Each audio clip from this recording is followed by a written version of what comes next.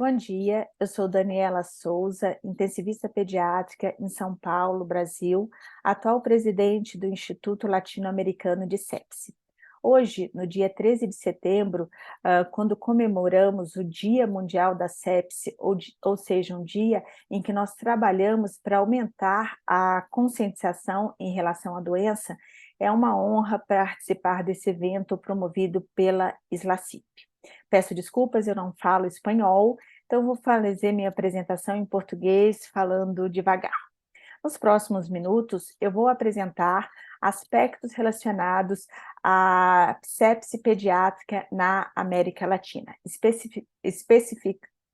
principalmente aspectos epidemiológicos. Então, vou falar da carga global da doença, do impacto da sepse pediátrica na América Latina, o que nós sabemos, os desafios e como nós podemos mudar este cenário. Bom, a sepse foi reconhecida em 2017 pela Organização Mundial de Saúde como um problema de saúde pública global. Em 2017, segundo dados do Global Burden of Disease, 48,9 milhões de pessoas foram acometidas pela sepse e 11 milhões evoluíram a óbito em decorrência da sepse. Isso representou 20% do total de óbitos que ocorreram no mundo em 2017.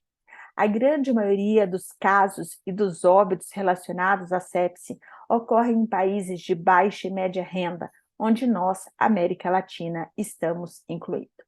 Em relação à população pediátrica, dos 48,9 milhões de casos de sepse, mais da metade, 25 milhões, ocorre em crianças e adolescentes, e destes, 3,5 milhões evoluem a óbito.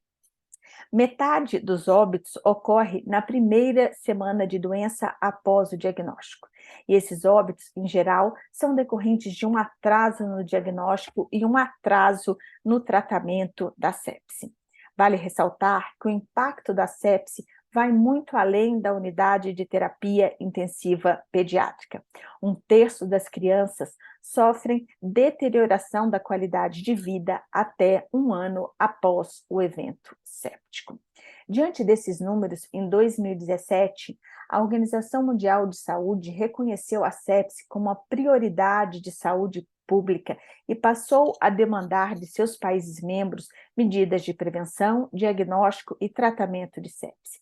E para que a gente possa implementar a resolução da Organização Mundial de Saúde, é uma prioridade que nós reconhecemos, que nós temos capacidade, é prioridade que a gente conheça qual o impacto da sepse em cada país e em cada região. Bom, qual o impacto da sepse pediátrica na América Latina? Nós sabemos que o impacto da sepse na América Latina é elevado, e eu vou apresentar alguns estudos que foram publicados aí nos últimos 10, 15 anos. Esse é um estudo que foi realizado em UTIs pediátricas na Colômbia, no qual os autores verificaram que a frequência de sepse e admissão em UTIs foi de 25%, com uma mortalidade global de 18,3%. Idade abaixo de 2 anos, presença de choque, presença de disfunção de múltiplos órgãos e sistemas e presença de infecção por bactérias gram-negativas foram fatores associados à maior chance de óbito por sepse grave em UTIs pediátricas na Colômbia. Esse outro estudo que foi realizado na Argentina e no qual participaram 59 UTIs pediátricas argentinas, eles observaram que a frequência de sepse grave à admissão foi de 14%, com uma mortalidade de 31,6%. Desnutrição, criança proveniente de áreas rurais e a presença de choque e síndrome do desconforto respiratório agudo foram fatores associados com a maior chance de óbito. Esse outro estudo foi um estudo do qual participaram 21 UTIs na América do Sul e que também avaliou a prevalência e mortalidade por sepse em unidades de terapia intensiva. Os autores observaram que a admissão nas UTIs, a frequência de sepse grave foi de 26%. Sendo que fatores associados com o desenvolvimento de sepse foram gênero feminino, analfabetismo funcional materno e a presença de imunodeficiência adquirida. A mortalidade por sepse global nesse estudo foi de 12,3%, com a mortalidade por choque séptico de 23%. A admissão proveniente da enfermaria, presença de 2 ou mais condições crônicas e os scores PRISM e PELOD apresentaram associação com maior chance de óbito nessas UTIs pediátricas da América do Sul. Vale ressaltar que todos esses estudos citados anteriormente foram estudos com uma amostra por conveniência, ou seja, que traz um certo grau de viés. Geralmente, quando a gente faz um estudo com uma amostra por conveniência, quem participa desses estudos geralmente são UTIs mais estruturadas para realizar pesquisas e, consequentemente, também são UTIs mais organizadas para fazer o diagnóstico e o tratamento da sepse.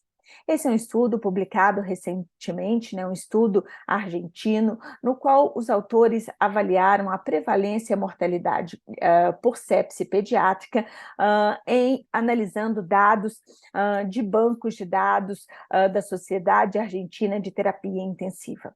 O que os autores observaram é uma queda da prevalência de sepse com uma queda de mortalidade, mas também essa mortalidade ainda foi alta de 23,5%. E nesse estudo, aquelas crianças que eram provenientes de regiões socioeconômicas mais desfavorecidas, elas apresentaram também maior prevalência e maior mortalidade por sepse grave. Esse é um outro estudo, o estudo SPRED-PED, que é um estudo brasileiro, no qual se avaliou a prevalência, mortalidade e fatores de risco por sepse em crianças admitidas em uma amostra randomizada de unidades de terapia intensiva pediátricas brasileiras. Então, nesse estudo, com base no Cadastro Nacional de Estabelecimento de Saúde, nós randomizamos UTIs pediátricas, convidamos essas UTIs a participarem do estudo, escolhemos um dia no qual do estudo, no qual nós levantamos a prevalência das crianças com sepse grave nessas UTIs e depois nós acompanhamos as crianças até a alta ou óbito.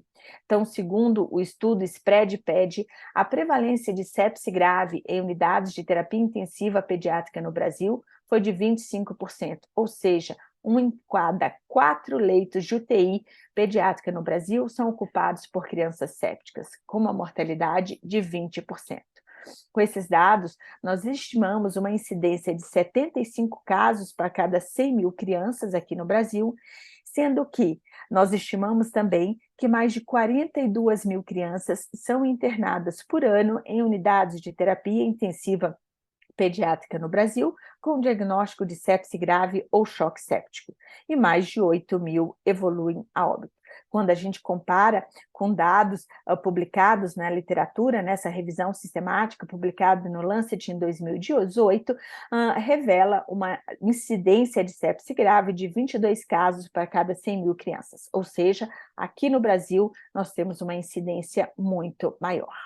Vale chamar atenção nesse estudo também que nós observamos uma baixa aderência aos pacotes de tratamento de sepse, ou seja, daquelas crianças com diagnóstico de sepse grave e choque séptico internadas nessas UTIs, só 42% foi realizada a cultura, foi coletada a cultura. O antibiótico na primeira hora foi dado para 57% dos pacientes, a gente quer uma taxa muito maior. A adequada recitação volêmica, ou seja, início de recitação volêmica naquelas crianças com sinais de hipoperfusão tecidual, só foi feita em 50%. E a aderência global ao pacote de primeira hora foi observada em 6%. Mas ressaltando que a aderência aos pacotes de tratamento não apresentou associação com maior chance de óbito. No estudo SPRED-PED, os fatores associados com maior chance de óbito foram a idade, ou seja, lactentes abaixo de 2 anos, o score de gravidade, a admissão na unidade de terapia intensiva pediátrica e fatores passíveis de prevenção, como um status vacinal incompleto ou desconhecido e a presença de infecção associada à assistência à saúde. ressaltando que nessa amostra de crianças com sepse grave, metade das crianças tinham sepse associada à infecção, associada à assistência à saúde. E outro fato que apresentou maior chance, outro fator que apresentou maior chance de desfecho desfavorável foi a aderência à recomendação de antibiótico na primeira hora. Como trata de um estudo observacional, a gente não pode afirmar, mas a gente supõe que os pacientes que receberam antibiótico na primeira hora eram aqueles pacientes mais graves, com choque e que tinham um quadro mais exuberante. Ou seja, embora o antibiótico tenha sido feito até 1 hora após o reconhecimento do quadro séptico, na verdade, provavelmente houve uma demora no reconhecimento. E aí, nesse momento, o tratamento já não vai ter tanta influência, porque esses pacientes já têm muitas disfunções. Chamando a atenção, né, o legado da Covid-19, né? Então, esse é um estudo que foi publicado também no Lancet em 2021 e que foram levantados dados de um sistema nacional brasileiro de notificação de síndrome respiratória aguda grave. Então, quando os autores levantaram os casos de Covid-19 em criança, o que se observou que a mortalidade por Covid-19 em crianças no Brasil foi muito alta, foi de 7,5%. E os fatores associados com a maior chance de óbito foram a idade, a etnia indígena, crianças que residiam em regiões socioeconômicas desfavorecidas e a presença de condições pré-existentes.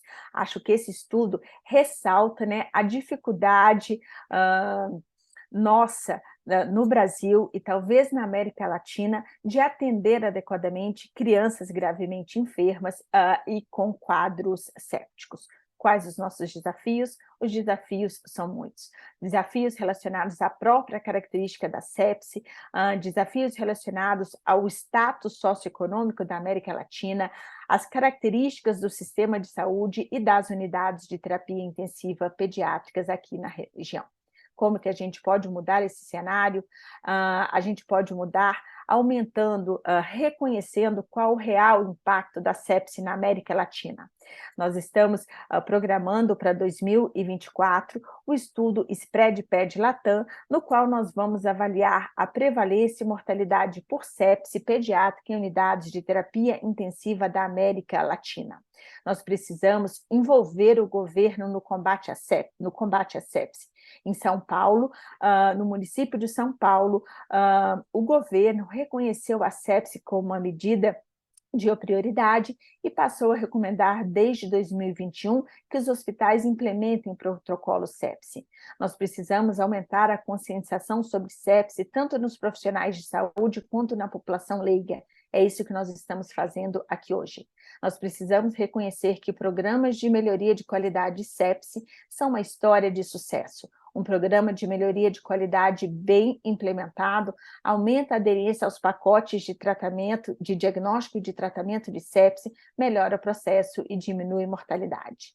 Nós precisamos melhorar a nossa capacidade de pesquisa, e tenho certeza que nós estamos conseguindo fazer isso. Nós temos vários exemplos.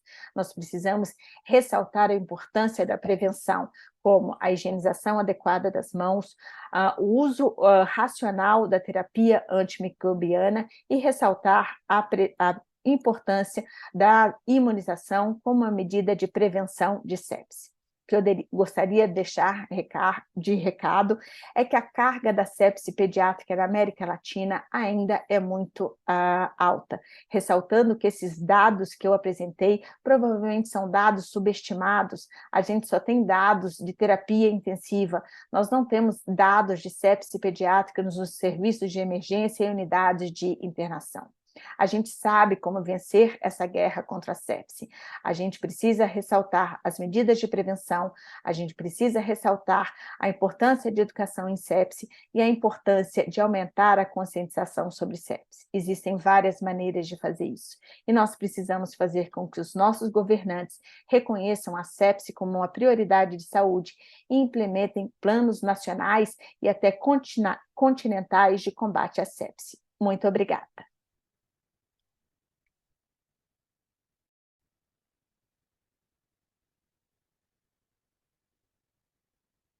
Soy la doctora Marta Patricia Márquez, médico pediatra, especialista en terapia intensiva y laboro en la Ciudad de México en el Instituto Nacional de Pediatría.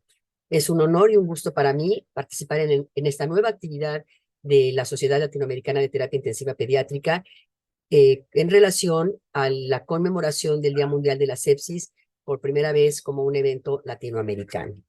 El tema que me hicieron favor de otorgarme es justamente el de sepsis, choque séptico, lo que el pediatra debe saber. Es decir, mi enfoque va a ir justamente no al área de cuidados intensivos, sino a todos aquellos que atendemos pacientes pediátricos en el primer nivel de atención. Quiero empezar con esta imagen que a mí en particular siempre me ha impactado. Es un artículo en el cual la señora Melissa Mead se expresa lo que sucedió en el caso de su hijo, y ella pone que ella suponía que su doctor sabía de sepsis, pero su doctor no estaba pensando en sepsis cuando atendió a su hijo William. Y entonces William y su familia, a esta familia y a este niño les falló el sistema de salud, así lo expresan en el artículo, por no tener un adecuado entendimiento de lo que es el proceso séptico, particularmente en pacientes pediátricos. Desgraciadamente, William falleció, esto sucede en Inglaterra, y en el estudio post-mortem, cuando se revisó el caso, ellos concluyen que se perdieron muchas oportunidades para tener un diagnóstico temprano y para escalar en el tratamiento del caso de William y no haber tenido este desenlace. Lo que yo pretendo en los siguientes minutos, pues no son conocimientos nuevos, muchos de estos conocimientos seguramente ustedes los tienen.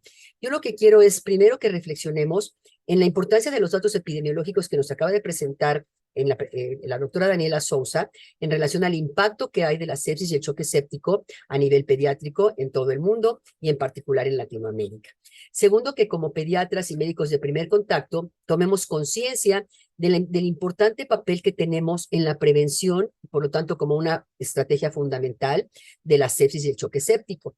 Y como tercer punto, que todos estos conocimientos que seguramente todos tenemos, los ordenemos y los sistematicemos acorde a los consensos y nuevas guías de práctica clínica que han mostrado disminuir la mortalidad.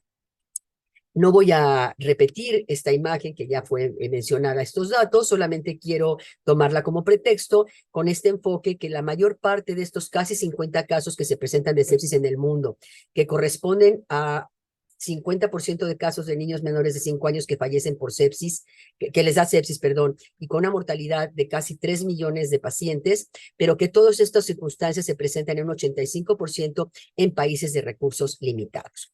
Esto implica entonces, como una primera reflexión, es que sepamos que la incidencia de sepsis y la mortalidad varía sustancialmente entre las diferentes regiones. Siempre se habla de datos a nivel mundial, pero pocas veces se ha tenido, y es lo que ahora estamos trabajando en la sociedad latinoamericana, esta visión hacia Latinoamérica y las circunstancias particulares que tenemos. Ante esta circunstancia, ¿cuáles son los retos que estamos enfrentando?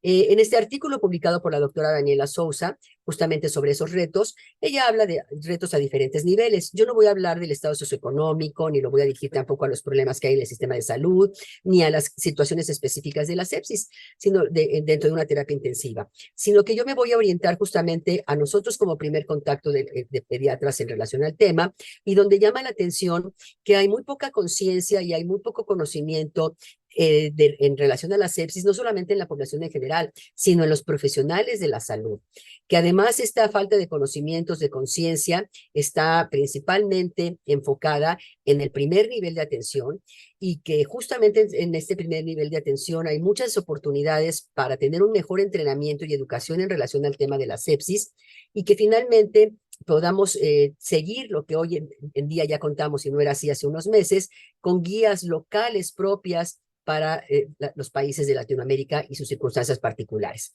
Entonces vuelvo a hacer hincapié, yo me voy a dirigir al grupo pediátrico.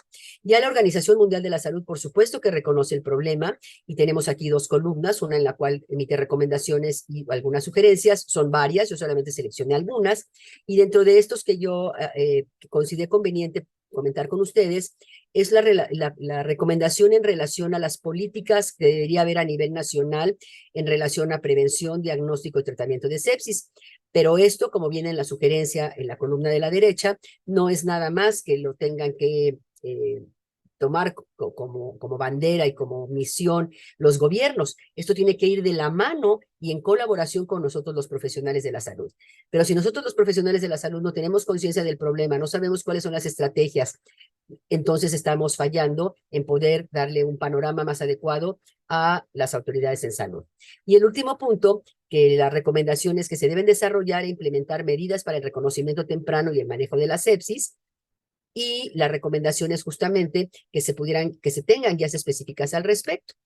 Entonces, esos dos puntos son también a los que yo me voy a dirigir. ¿Y cómo es que como pediatras trabajando conjuntamente podemos enfrentar esta situación?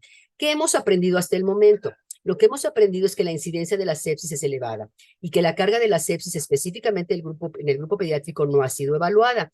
Miren, ustedes conocen seguramente estas publicaciones que se hacen cada 5 años, que se habla de la carga y las causas de enfermedad en los pacientes menores de 5 años. Si ustedes dividen ven la división de este círculo y quitamos a la etapa, al periodo neonatal y nos vamos a los niños menores de 5 años, que es la parte que está a la izquierda, podemos ver que en ninguna parte de estos aparece la sepsis como causa de muerte.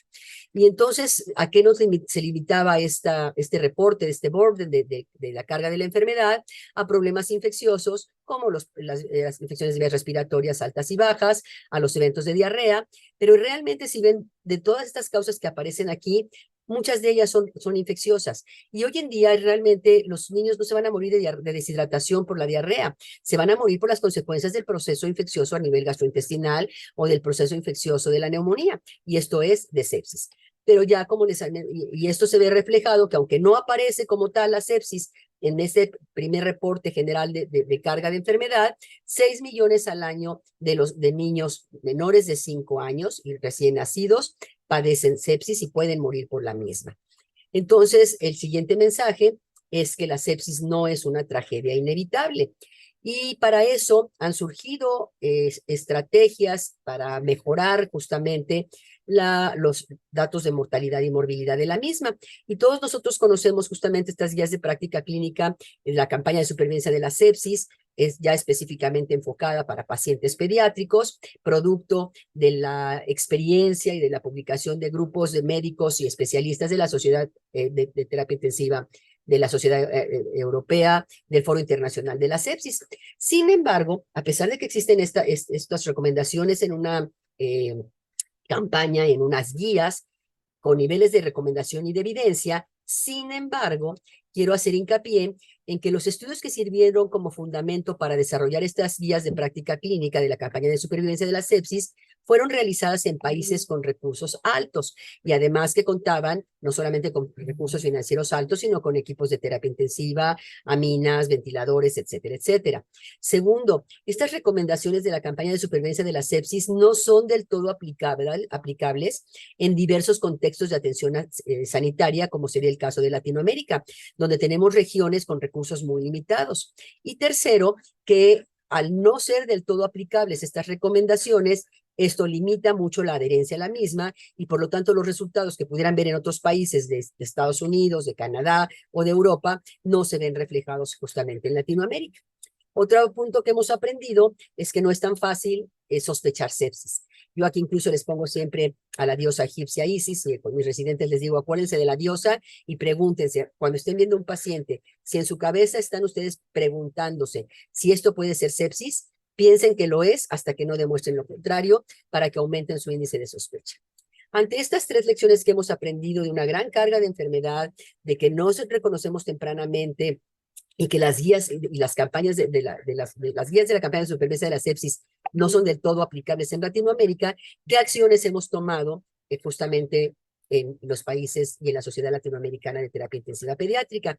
Miren, en la campaña de supervivencia de la sepsis, las recomendaciones enfocadas a países donde los escenarios son de medianos y bajos recursos es solo una recomendación. Y de los integrantes que publicaron y elaboraron estas guías, estas recomendaciones, 86% de los participantes pertenecían a médicos de Norteamérica y médicos de Europa. Entonces, aquí ya empezábamos a ver ciertos puntos que explican el por qué no hay tanta adherencia de estas recomendaciones en Latinoamérica. Recordemos entonces que en Latinoamérica, vayamos a hacer una visión directamente a nuestro escenario, hay 660 millones de habitantes que corresponden al 8.4% de la población mundial, de los cuales 193 millones son niños, que es cerca del 30% de la población de Latinoamérica, y que nuestra población es muy heterogénea, como ya mencionaba en la plática anterior, en relación a recursos, a niveles de atención. En un mismo país puede haber regiones donde la atención es óptima porque se cuenta con los recursos humanos y tecnológicos, mientras que quizás a pocos kilómetros haya centros donde no pueden atender este tipo de pacientes. Ante este panorama de la limitada aplicabilidad de algunas recomendaciones de la campaña de supervivencia de la sepsis y a estas características particulares de Latinoamérica, entonces la Sociedad Latinoamericana de Terapia Intensiva Pediátrica, estando a la cabeza el doctor Jaime Fernández Sarmiento y el doctor Jawornicki, convocaron a una serie de especialistas de toda Latinoamérica, de 11 países, 29 especialistas participantes, 4 sociedades, justamente para elaborar un consenso donde se regionalizaran las recomendaciones y fueran más aplicables a nuestro escenario en Latinoamérica. Y es así como, después de un arduo trabajo por parte de todo este grupo, se logra justamente la publicación del Consenso Latinoamericano para el Manejo de Niños con Sepsis, y inicialmente en su versión en inglés, y después obviamente todo el grupo pensamos que lo que nos interesaba es que también su difusión fuera en el habla hispana. Entonces se publicó también la traducción del mismo, el Consenso Latinoamericano del Manejo de Sepsis, y se publicó en la revista Acta Pediátrica, que es el órgano de difusión del Instituto Nacional de Pediatría. Y entonces no se trataba de competir con estas campañas de supervivencia elaboradas por todos estos grupos que ya hemos mencionado, sino agregar ahora esta experiencia de médicos latinoamericanos con sus publicaciones en poblaciones específicas de sus áreas. Y entonces esta experiencia de la medicina crítica pediátrica en Latinoamérica no es competir con estas otras recomendaciones, sino justamente enriquecer las experiencias de la sociedad de los miembros de la sociedad latinoamericana a estos documentos que ya previamente existían. Ahora me voy a dirigir específicamente aquí al consenso, en la versión en español, y el consenso justamente toca todos estos tópicos que obviamente por falta de tiempo no voy a poder yo atender. Lo voy a enfocar específicamente a los paquetes de atención, al reconocimiento temprano, y dentro de este reconocimiento y tratamiento temprano, la reanimación hídrica y los antibióticos. Lo primero que el consenso nos dice es justamente que no es lo mismo definir que diagnosticar, pero no voy a entrar en este punto porque va a haber una plática específica durante todo este evento del Día Mundial de la Sepsis enfocado a las diferencias y a cómo andamos en cuanto a la definición de sepsis. Voy a tomar entonces algunas de las recomendaciones que todos los pediatras debemos de conocer y aplicar hasta el momento. El consenso latinoamericano nos dice que nos recomienda utilizar de manera sistemática el triángulo de evaluación pediátrica que todos conocemos para la evaluación inicial de un niño en el que estamos pensando que pudiera tener sepsis. Esto con una recomendación fuerte.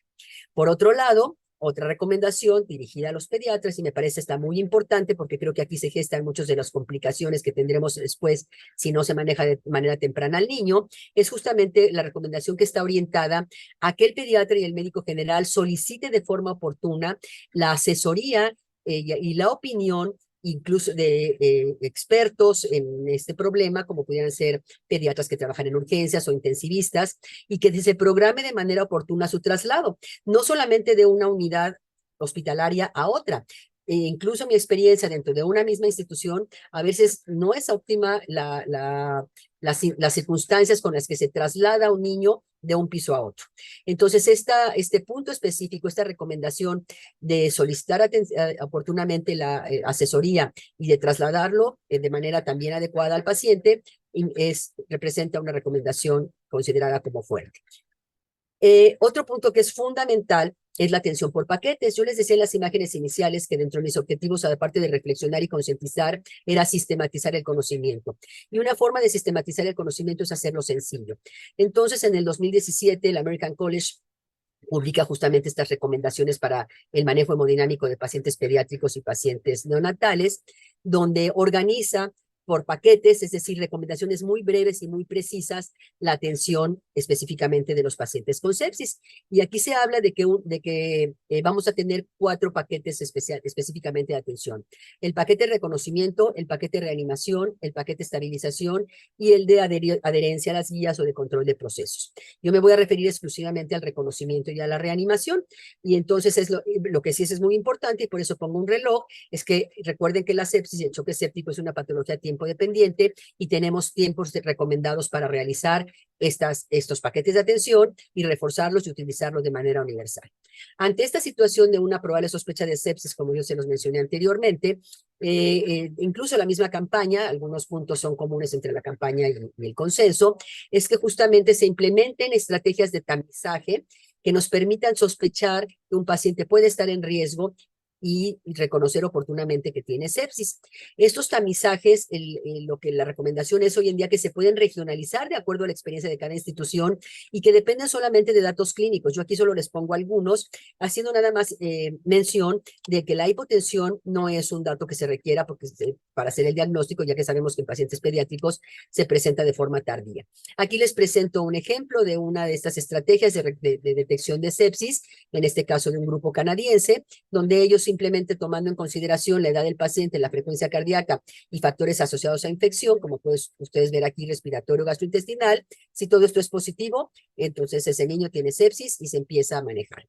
Es importante dentro de este triage, además de lo que ya hemos mencionado, estar conscientes o buscar si ese paciente es un paciente de alto riesgo, un niño con cáncer, un paciente inmunodeprimido, un niño que ha sido operado, que tiene dispositivos como un catéter central, trasplantes o es desnutrido, porque estos pacientes van a presentar un cuadro clínico que es mucho más importante que lo sospechemos de manera temprana.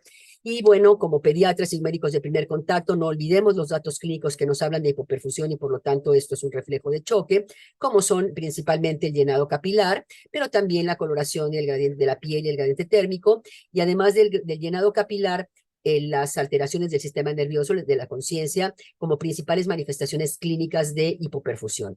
Y ya si el paciente está hospitalizado o tenemos posibilidad de medir la diuresis, pues obviamente también muchas veces la presencia de oliguria o anuria nos está hablando de hipoperfusión renal.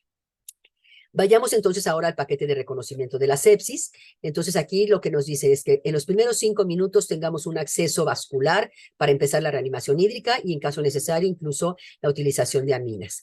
Que si el paciente tiene datos de hipoxemia y se justifica la misma, entonces administremos oxígeno, se empiece en menos de 30 minutos o durante 30 minutos la reanimación hídrica y que en caso necesario también se inicien de manera temprana las drogas vasoactivas e idealmente en la primera hora la administración de antibióticos, si se puede con toma previa de hemocultivo y si no, no retardar los antibióticos y ya el doctor de Colza nos va a hablar justamente de este punto al respecto. Ahora quiero resumir en esta infografía cuáles son las recomendaciones justamente del consenso en relación al manejo hemodinámico. Una vez que el paciente haya iniciado la reanimación con soluciones cristaloides, individualizaremos la respuesta a la misma. Si el paciente persiste hipotenso, entonces se puede justificar, como está aquí en el cuadro, un bolo a 10 mililitros, por kilo. Si el paciente además tiene una miocardiopatía, un problema cardíaco, un problema pulmonar, entonces considerar que los bolos no deben ser a 10 mililitros por kilo, sino incluso a 5 mililitros por kilo. Por otro lado, individualizando al paciente, si además el paciente tiene hipotensión, pero no tiene datos de hipoperfusión, y el niño tiene opciones de que en su hospital hay una unidad de cuidados intensivos, entonces podemos seguir manejando volumen de manera racional y valorar en qué momento justamente ya el paciente no lo requiere. Pero aquí el punto importante es que si su hospital no cuenta con unidades de cuidados intensivos, no manejemos bolos y entonces se sigan con soluciones de mantenimiento de acuerdo a las experiencias previas, por ejemplo, de los artículos de la doctora Maitland. Por otro lado, no olvidar que cada una de estas intervenciones que hagamos debe ir siempre de la mano de buscar la respuesta a las mismas, monitorizando los marcadores clínicos como son la frecuencia cardíaca, que no haya datos de sobrecarga, como puede ser la presencia de estertores, como puede ser también la presencia de hepatomegalia. Y de acuerdo a donde nos encontremos laborando, tendremos y al nivel de atención que requiere el niño, tendremos el monitoreo no invasivo o invasivo. En el caso del no invasivo, que sería el que aplicaríamos los pediatras fuera de la unidad de cuidados intensivos, el monitorizar justamente la temperatura, la frecuencia cardíaca, la oximetría de pulso, la tensión arterial, la diuresis oral. ¿Qué hemos hecho como otra acción más, además de este gran avance que implica este consenso latinoamericano de sepsis? Particularmente en México, y ya prácticamente para terminar, nosotros nos hemos dado a la tarea justamente de trabajar con estos grupos de pediatras y de médicos generales que están fuera de la terapia intensiva, el grupo de la terapia intensiva del Instituto Nacional de Pediatría, la doctora Zárate, el doctor de Colza, infectólogo que trabaja justamente en nuestra unidad y una servidora. Hemos dado durante 10 años, acabamos de cumplir este 6 de julio, estos talleres de entrenamiento teórico-prácticos que están sustentados justo en las recomendaciones de lo que debe hacerse en la primera hora de tratamiento. Y ya para terminar y cumplir con el tiempo que se me ha asignado, ¿qué mensajes me parece importante dejar en ustedes? Primero, que tomen conciencia de que la sepsis es una emergencia y que requiere medidas urgentes en el reconocimiento y en el manejo temprano. El reloj no se detiene y cada hora de retraso aumenta la mortalidad hasta en un 8%, de acuerdo a estos datos publicados por la Alianza Mundial de la Sepsis. Recuerden también como segundo mensaje, que además de que es una patología tiempo dependiente, cuando tengo alteraciones en la temperatura, una sospecha o evidencia de infección en algún sitio de la economía, tengo alteraciones de la hipoperfusión como alteraciones del estado mental o del llenado capilar, o el niño me parece que luce grave, entonces ese paciente debo de preguntarme si tendrá o no sepsis y justamente empezar a actuar. No olvidar que esta acción de diagnóstico terapéutica debe ser sistematizada y organizada a través de los paquetes de atención, de reconocimiento y reanimación, que son los que vimos en los minutos anteriores. Y por lo tanto, pues yo siempre me pregunto, ¿cómo puedo hacer que la gente que me escuche tome conciencia y tenga la misma preocupación que tengo yo por tratar justamente de evitar estos problemas? Y bueno, no me he encontrado una imagen que creo yo pudiera ser más evidente para tomar conciencia en la mente de todos nosotros. Y de esa forma, entonces, pensar en sepsis y en esta ocasión estar conmemorando este Día Mundial de la Sepsis a nivel Latinoamérica, y el lema que se ha utilizado desde hace mucho tiempo para el Día Mundial de la Sepsis es: paremos la sepsis, salvemos vidas. Y bueno, ese es el grupo de terapia intensiva con el que he tenido el gusto y el honor de trabajar durante varios años, y que justamente están muy sensibilizados y siempre estamos trabajando en pro de disminuir la morbimortalidad en esta patología. Muchas gracias.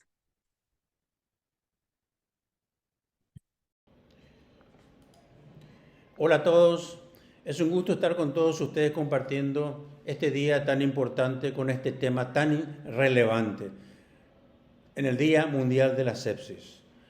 Bueno, este es el Hospital de Clínicas donde yo trabajo en el Departamento de Emergencias de Asunción, Paraguay, de la Facultad de Medicina de la Universidad Nacional de Asunción.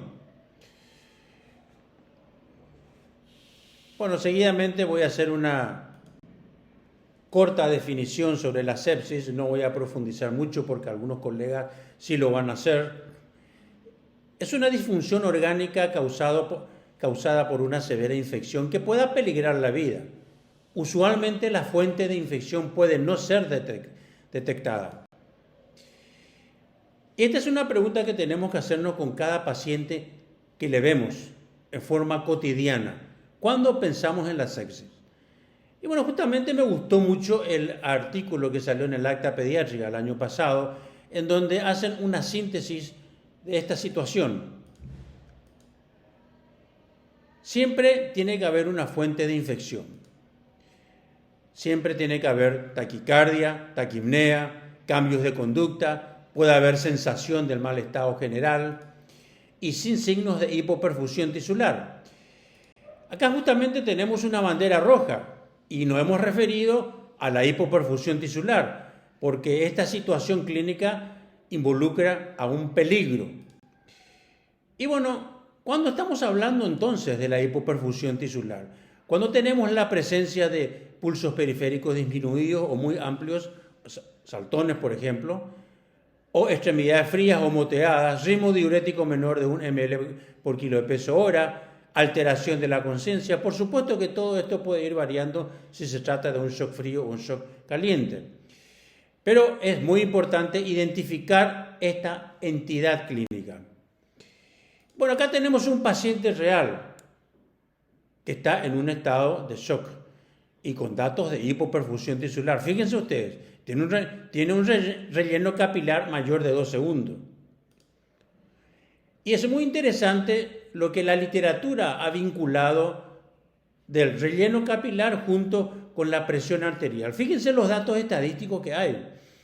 Cuando tenemos un relleno capilar con una presión arterial normal, esto fue asociado nada más que con 7% de mortalidad. Pero cuando tenemos, sin embargo, un relleno capilar con una hipotensión arterial, esto fue asociado con 33% de mortalidad. Y un dato muy importante en pediatría es de que la hipotensión arterial constituye un signo tardío de shock séptico. En urgencias, cuando estamos frente a un paciente, ya sea desde el consultorio de urgencia, interrogándole, es muy importante que pensemos en la sepsis. ¿Y cuándo lo vamos a hacer? Bueno, esto depende del grupo etario. Por ejemplo, ¿cuándo vamos a pensar en sepsis en un recién nacido o lactante menor? Cuando estamos ante la presencia de un lactante o recién nacido hipoactivo, hipotónico, con rechazo del alimento, que presenta una letargia, que está irritable y es poco consolable con los padres. Y he ahí la importancia de este concepto, poco consolable con los padres. Fíjense ustedes aquí en esta foto. Tenemos a un bebé que está en los brazos de la madre, pero que sin embargo sigue llorando. La madre está tratando de darle confort y el niño sigue irritable. Bueno, justamente a esto se le ha llamado irritabilidad paradójica, que es un signo precoz, puede ser un signo precoz de la sepsis en este grupo etario.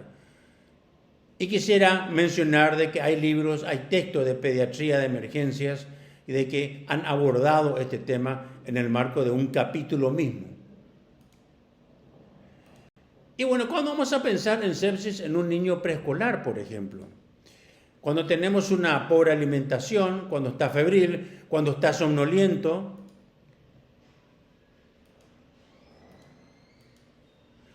Cuando no juega como antes, es lo que los padres nos suelen decir, doctor, no juega, no está activo como suele ser. Y cuando la percepción de los padres también dicen, doctor, no le veo bien a mi hijo. Por eso, la percepción en cuanto a la preocupación de los padres con respecto a la situación clínica de sus hijos es cada vez más relevante. Fíjense ustedes aquí cuánta literatura estamos teniendo. British Medical Journal 2019, también tenemos en el Frontiers Pediatrics, han salido artículos al respecto, en donde ellos han concluido de que existe evidencia de que el juicio clínico junto con la percepción de los padres acerca del estado de su hijo pueden ser buenos predictores de sepsis. Varios estudios enfatizan que escuchar las preocupaciones de los padres pueden ser de gran ayuda en el reconocimiento precoz de la sepsis y no debe soslayarse su importancia. Por eso, cuando los padres nos dicen, doctor, doctora, no le veo bien a mi hijo o a mi hija, tenemos que subir una bandera roja. Bueno, una de las preguntas que tenemos que tener en cuenta es si existen algunos signos clínicos indirectos para el reconocimiento de la sepsis. Y nos estamos refiriendo a la temperatura, es decir, a la fiebre. Pero como todos sabemos, cuando hay fiebre hay taquicardia. Entonces algunos autores por eso han concluido de que por cada 1 grado de aumento de temperatura puede haber hasta un aumento de 10 latidos por minuto y un aumento de 3 respiraciones por minuto. Vamos a concluir entonces este aspecto, cómo vamos a reconocer la sepsis y shock séptico. Cuando tenemos presencia de sepsis, siempre tiene que haber una fuente de infección, taquicardia, taquipnea, cambios de conducta, sensación del mal estado general, sin signos de hipoperfusión. Cuando tenemos la presencia de shock séptico, tenemos infección, taquicardia, taquipnea con signos de hipoperfusión. Y cuando tenemos un shock séptico compensado, las variables del punto 2 más presión arterial normal. Cuando tenemos un shock séptico descompensado, las variables del punto 2 más hipotensión arterial. Veamos ahora los avances en el shock séptico en la medicina crítica, es decir, en terapia intensiva y urgencias. Surge esta pregunta: ¿podemos usar inotrópicos con acceso vascular periférico? Importante iniciar cuanto antes el uso de inotrópicos en el ámbito hospitalario utilizando una vía venosa periférica, es decir, fármacos vasoactivos diluidos. De Baker y colaboradores en el Critical Care Medicine Journal el año pasado se han hecho esta pregunta: ¿los fluidos en el shock séptico es una regla para todos o para cada uno? Contrariamente a una estrategia universal, la idea de que una talla no sirve para todos se ha defendido durante muchos años sobre varias estrategias en medicina crítica. La necesidad de personalizar el tratamiento ha surgido como un objetivo virtuoso a perseguir.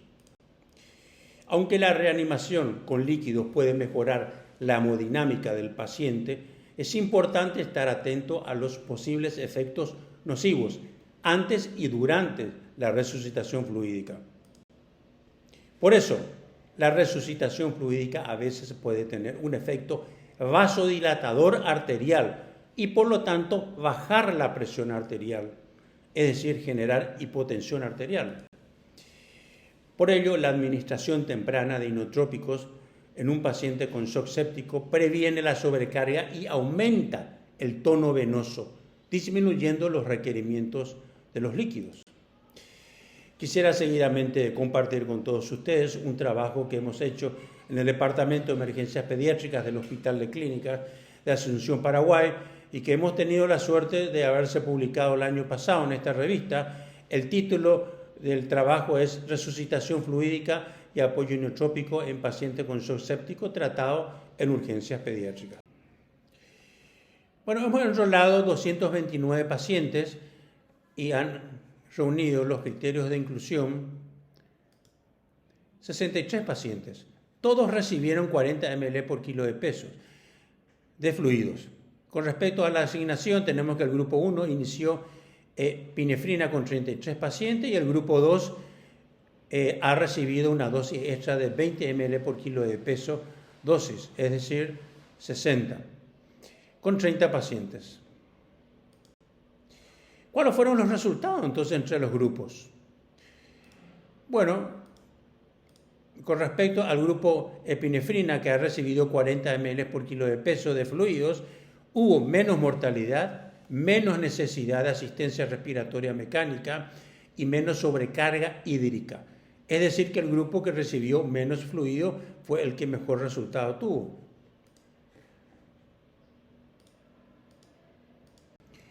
Bueno, seguidamente le voy a mostrar aquí la tabla 2, en donde se comparan los valores de laboratorio, de los resultados de laboratorio, entre los dos grupos. Tenemos, por ejemplo, acá los valores del pH y del bicarbonato que podemos visualizar han mejorado sustancialmente en relación al grupo 2. Y los valores de ácido láctico han mejorado bastante y sobre todo ha disminuido en el grupo 1 en relación al grupo 2 con esta significancia estadística. Es decir, que el grupo 1 que ha recibido menos fluido ha mejorado sustancialmente en relación al laboratorio, comparando con el grupo 2 que ha recibido más fluidos. Bueno, ¿qué es lo que estamos haciendo nosotros en los servicios de urgencias pediátricas con respecto a la sepsis? Estamos tratando de insertar el código de sepsis dentro del triaje para que el diagnóstico sea cada vez más precoz, por lo tanto. Acá les voy a presentar seguidamente un algoritmo que estamos haciendo con algunos hospitales para que sea evaluado desde el triaje, desde la evaluación inicial del paciente en urgencias. Bueno, acá tenemos el triángulo de evaluación pediátrica. La primera pregunta que tenemos que hacernos es: ¿el paciente ha tenido fiebre o hipotermia en las últimas 6 horas o fiebre documentada durante el triaje? Y la otra pregunta que hemos hablado bastante: ¿hay preocupación de los padres? Si esto es sí, entonces tenemos que hacernos las siguientes preguntas. ¿Hay una apariencia normal, anormal? ¿qué hay de la piel o de la hipoperfusión tisular y de la preocupación de los padres? Si la respuesta a esta pregunta es negativa, entonces continuamos el proceso de triaje normal. Pero si la respuesta es sí, entonces ahí nos hacemos la pregunta, ¿se ve críticamente el paciente? Y si se ve críticamente el paciente, ¿qué es lo que hacemos? Activamos el código de sepsis en el nivel 1, es decir, trasladamos a la unidad de estabilización y de reanimación que se llama URE y hacemos una alerta inmediata a todo el equipo médico. Si la respuesta es no, entonces obtenemos los signos vitales dando relevancia a la presión arterial y nos hacemos la pregunta, ¿el paciente está con hipotensión? Y si la respuesta es sí, activamos rápidamente el código de sepsis en el nivel 1.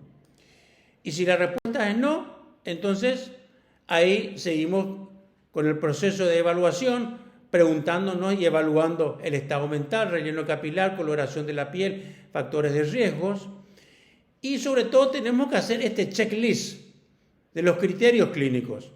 Si tenemos, por ejemplo, una temperatura anormal, presencia de taquicardia, taquipnea, alteración del estado mental, coloración de la piel anormal, llenado capilar anormal, y hacer una lista de factores de riesgo, que es muy importante. Si el paciente está, por ejemplo, con antecedentes de cáncer, asplenia, inmunocompromiso, malnutrición, cirugía reciente, edad menor de 28 días, retraso severo del desarrollo, enfermedades crónicas, hospitalización reciente y portador de dispositivos invasivos. Si de todos estos criterios clínicos o factores de riesgo, por ejemplo, el paciente cumple con 2 o más de los 6 criterios clínicos o cumple el paciente un criterio clínico más un factor de riesgo, ¿qué tenemos que hacer? Activación del código de sepsis en el nivel 2, es decir, atención inmediata. Esto es lo que creemos nosotros que podrá pensarse en un diagnóstico cada vez más precoz, un reconocimiento cada vez más precoz de la sepsis en urgencias. Si la respuesta de esto es no, entonces tenemos que continuar el proceso de triaje normal. Muchas gracias por su atención. Buenos días. Ante todo quería agradecer a las autoridades de la Sociedad Latinoamericana de Terapia Intensiva Pediátrica y al director del Comité de Sepsis de la sociedad por invitarnos a participar de este simposio sobre la actualización en sepsis pediátrica conmemorando el Día Mundial de la Lucha contra la Sepsis. No presento ningún conflicto de interés. Nosotros sabemos que ante la agresión de un germen, el organismo produce una activación de la inmunidad innata y más tarde la inmunidad adquirida, produciendo reacciones inflamatorias y antiinflamatorias que tratan de localizar esa infección, eliminar al patógeno culpable de la misma y tratar de retomar a la homeostasis que presentaba el organismo previamente. Muchas veces esta reacción inflamatoria y antiinflamatoria no es la misma en todos los pacientes. Algunos sufren una inmunoparálisis, lo cual favorece las infecciones oportunistas o la reactivación de infecciones previas, lo cual llevan a una peor evolución. Cuando hablamos de definición no es lo mismo que los criterios para diagnosticar la sepsis. La definición, de acuerdo a sepsis 3, es una disfunción orgánica múltiple causada por una disregulación del huésped a la infección, y los criterios clínicos son aquellos que nos permiten identificar esta sepsis. La definición está más relacionada a una fisiopatología de la enfermedad de este síndrome clínico que es la sepsis, y los criterios son las características clínicas que presenta o que puede presentar la sepsis. De acuerdo a la definición de sepsis en el año 2005, en el cual estaba el síndrome de respuesta inflamatoria sistémica, en ese momento se confundía entre lo que era la definición y los criterios clínicos, ya que dentro de la definición estaban los criterios clínicos con lo cual poder diagnosticar el síndrome de respuesta inflamatoria sistémica. En ese momento la definición de sepsis tenía una muy buena sensibilidad y una poca especificidad. La sepsis 3 tiene una buena especificidad, pero muy poca sensibilidad. El paquete de medidas en sepsis que establece la campaña Sobreviviendo a la Sepsis son una serie de acciones que dispuestas en forma conjunta tienen un beneficio mayor a que cuando uno las hace en forma individual. Si bien no podemos determinar cuál es de todas estas medidas la más importante, sí que el conjunto de ellas permite mejorar la sobrevida de los pacientes y resolver el problema de los pacientes con sepsis. El acatamiento a los paquetes de medidas de la campaña Sobreviviendo a la Sepsis es muy variable, pero en muchos lados es menor del 25%.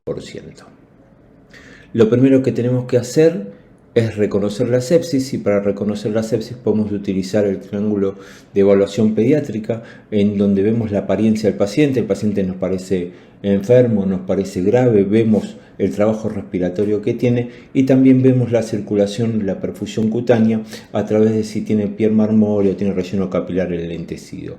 Lo importante de todo es pensar en sepsis, que el médico piense en ella y también tener en cuenta cuál es la percepción de los familiares sobre el estado que presenta el paciente. Nosotros sabemos y conocemos que en el shock hay un desbalance entre la disponibilidad y el consumo de oxígeno, y como lo dice la definición, el oxígeno es uno de los elementos importantes a aportar. El oxígeno hay que aportarlo para mantener una saturación entre el 92 y el 94%. La hiperoxigenación, es decir, puede producir algún trastorno, puede producir mayor deterioro, por lo tanto es importante mantener la saturación de oxígeno a través de una máscara común, una cánula nasal, una máscara con reservorio, un CPAP de burbuja, una ventilación no invasiva, y reservar la ventilación invasiva para aquellos pacientes que tienen un deterioro importante del sensorio o que están muy inestables hemodinámicamente a pesar de la resucitación hídrica y la utilización de inotrópicos. Chisti demostró en pacientes con hipoxemia y neumonía, en pacientes sépticos, que la utilización del CPAP de burbuja y la cánula de alto flujo tenían una mejor sobrevida que la cánula de bajo flujo, debido a que los pacientes cuando estaban con cánula de bajo flujo pasaban a asistencia respiratoria mecánica, y en India la disponibilidad de las camas y las unidades de terapia no es la adecuada y muchos pacientes fallecían en la asistencia respiratoria mecánica. Los accesos vasculares periféricos es importante. Si no lo conseguimos, la utilización de un acceso vascular intraóseo se puede colocar en muy pocos segundos. Uno de los pilares fundamentales es la resucitación hídrica, el aporte de fluidos y de líquidos a los pacientes. Ahora, ¿le ponemos a todos los pacientes o a quién le ponemos? ¿Qué tipo de líquido utilizamos? Utilizamos coloides, cristaloides balanceados, cristaloides no balanceados, almidones. ¿Cuánto le damos? 20 por kilo, 30 por kilo, 50 por kilo, 200 por kilo, como se utilizaba en algún momento. ¿Se lo damos en 10 minutos, en 5 minutos, en 1 hora? Bueno, todo esto hace que tengamos que individualizar cuál es la terapéutica adecuada para cada uno de los pacientes. El líquido produce un mayor retorno venoso, aumenta el volumen de fin de diástole y mejora el volumen sistólico de los pacientes. Ahora bien, ¿todos responden al líquido? No. En pediatría hay un 40 o un 50% de los pacientes que responden a la administración de fluidos. De ese 40 o 50% que responden a la administración de fluidos, solo mantienen el 10% del gasto cardíaco durante 1 hora, un porcentaje mucho más bajo que es aproximadamente del 14%. ¿Cómo podemos identificar a aquellos pacientes que responden al fluido? Bueno, en adultos es fácil a través de la elevación pasiva de los miembros. No es necesario darle el fluido a los pacientes, se coloca al paciente en una cama, se eleva los miembros, esto le da aproximadamente entre 300 y 500 mililitros del volumen del retorno venoso. Esto, al tener mayor retorno venoso, aumenta el volumen de fin de diástole, aumenta el gasto cardíaco, y esto se ve a través de ecografía con aumento del volumen sistólico del paciente. Ahora, en los pacientes pediátricos no está muy estudiado, si bien hay algunos artículos que establecen que la elevación pasiva de lo mismo puede ser utilizada en pacientes mayores de 5 años o adolescentes, pero sin embargo hay un trabajo que salió hace poquito tiempo en Egipto en donde vio que en pacientes menores de 5 años puede utilizarse, pero que discrimina bien a aquellos pacientes de que no responden al líquido más de lo que a aquellos que respondan al líquido. Otra de las pruebas que se puede hacer en aquellos pacientes que están ventilados es a través de la ecografía, de la variación de la presión del pulso, la variación del volumen sistólico, ver a través de la ecografía en aquellos pacientes que están ventilados la distensibilidad de la vena cava y en aquellos pacientes que no están ventilados la colapsabilidad de la vena cava. Nosotros sabemos que cuando un paciente está en asistencia respiratoria mecánica tiene presión positiva, la presión positiva aumenta la presión intrapleural. Esta presión intrapleural hace que la vena cava se encuentre más distendida debido a que no puede llegar sangre, no hay retorno venoso hacia el corazón y por lo tanto va a estar la vena cava distendida. La diferencia entre el mayor diámetro de la vena cava, como se puede observar acá, y el menor diámetro de la vena cava hace a través de una fórmula el índice de distensibilidad, que si es mayor al 18% indica que aquellos pacientes pueden responder a volumen. Mientras tanto, en aquellos pacientes que no están ventilados y que responden espontáneamente, como ejercen una presión negativa, intrapleural negativa, aumentan el retorno venoso y en ese momento hay colapso de la vena cava inferior. Y en la aspiración la vena cava se encuentra más distendida. La diferencia a través de una fórmula entre el diámetro mayor y el diámetro menor de la vena cava superior al 50% indica que estos pacientes pueden responder a volumen.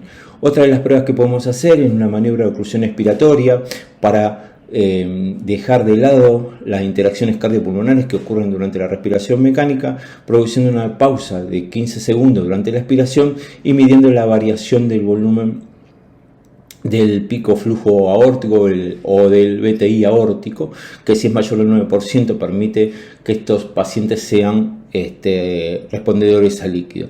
Y otra forma que podemos utilizar en pediatría que está descrita es la variabilidad respiratoria del flujo aórtico, en donde podemos saber, tanto en inspiración como en expiración, una variación de este flujo pico aórtico que si es mayor de entre el 16 y el 20% indicaría que estos pacientes responden a volumen. Ahora bien, ¿responde a volumen? Sí, perfecto. ¿Lo tolera? Bueno, esta es otra de las cosas que tenemos que tener en cuenta. La tolerancia es el estado en el cual el paciente puede recibir fluido sin presentar una disfunción orgánica. Y para eso podemos hacer un Scorvexus. El Scorvexus, a través de la ecografía, lo que nos permite observar es aquellos pacientes que tienen una vena cava distendida, una vena cava de mayor diámetro que el tamaño que el adecuado para el paciente, para la edad del paciente, y observamos el flujo a través de la vena hepática, de la vena portada y la vena intrarenal. La vena hepática tiene un flujo con una sístole y una diástole, la vena porta tiene un flujo continuo, no pulsátil, y la vena renal tiene un flujo continuo. Si este flujo se altera y empieza a haber mayor diástole que sístole en la vena hepática, si el flujo a nivel portal deja de ser continuo y empieza a tener una pulsatilidad que puede ser mayor del 30% o mayor del 50%, y si el flujo renal empieza a ser bifásico o es monofásico, indica que el paciente tiene una congestión venosa y que este paciente no tolera los líquidos.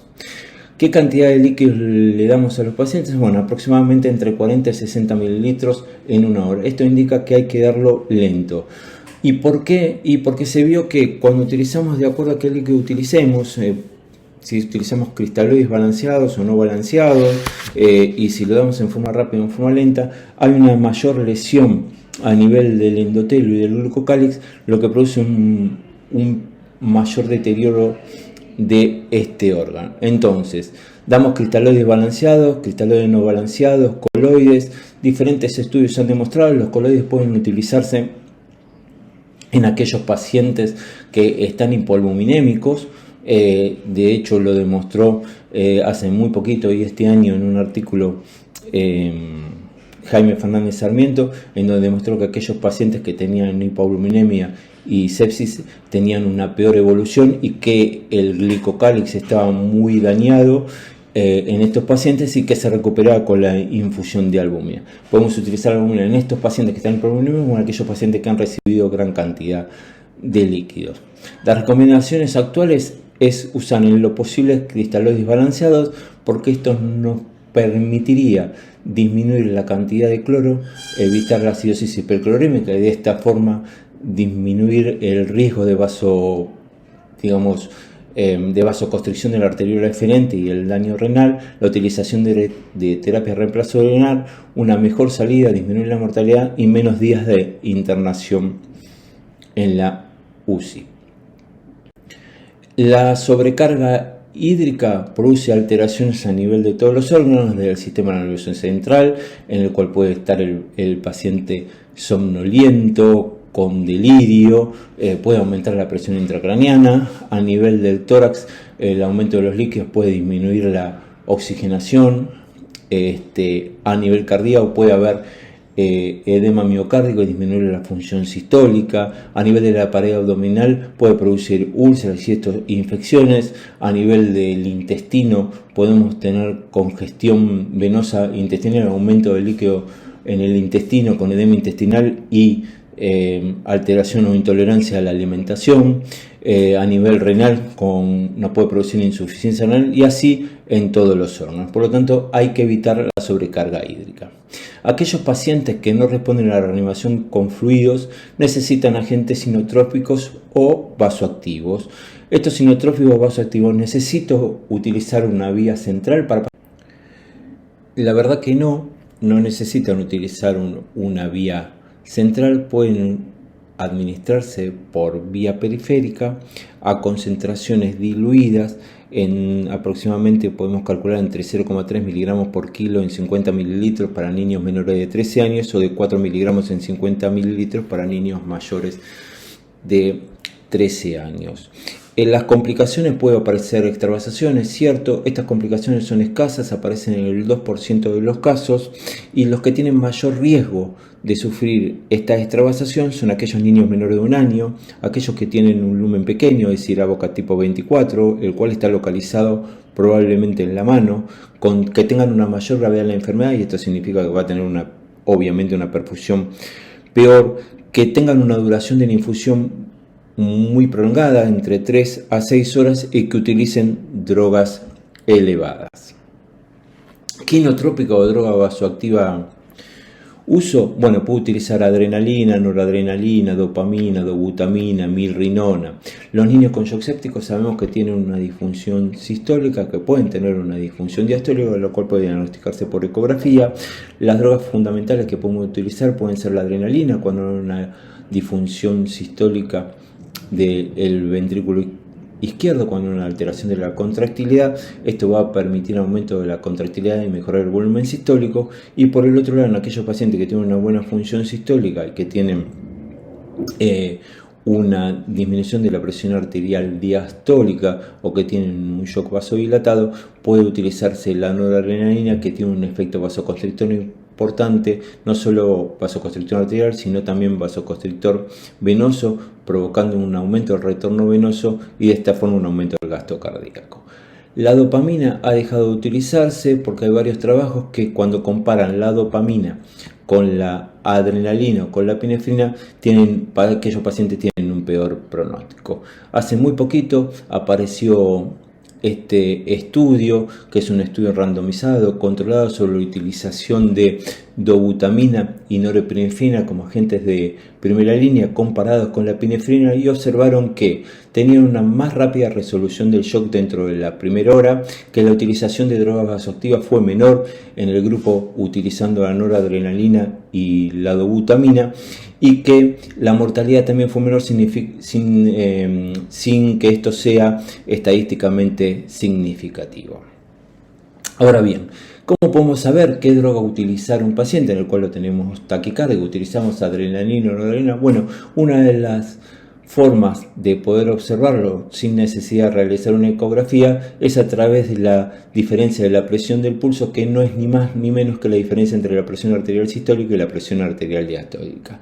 Si la presión arterial Si esta diferencia entre la presión arterial sistólica y la presión arterial diastólica es mayor al 50% de la presión sistólica, indica que este paciente tiene una presión diastólica baja, que tiene una buena contractilidad del ventrículo, una buena función sistólica y que se beneficiaría con la utilización de un agente vasopresor como la noradrenalina. Mientras tanto, que si esta diferencia entre la presión sistólica y la presión diastólica es muy angosta, es decir, quiere decir que es menos del 50% de la presión sistólica para la edad, indicaría que este paciente se vería favorecido por la utilización de adrenalina debido a que tendría un volumen sistólico y un gasto cardíaco más bajo. Es decir, esta diferencia de la presión de pulso es un buen indicador del volumen sistólico del paciente. Si no, podemos observar a través de la ecografía, en donde acá en un eje paraesternal largo podemos ver una buena contractilidad del ventrículo. Acá en este eje que es de 4 camas podemos ver una función sistólica del ventrículo deteriorada. En esta imagen podemos ver el colapso que ocurre en la vena cava durante la inspiración, y acá podemos ver una buena contractilidad en un eje corto del ventrículo izquierdo.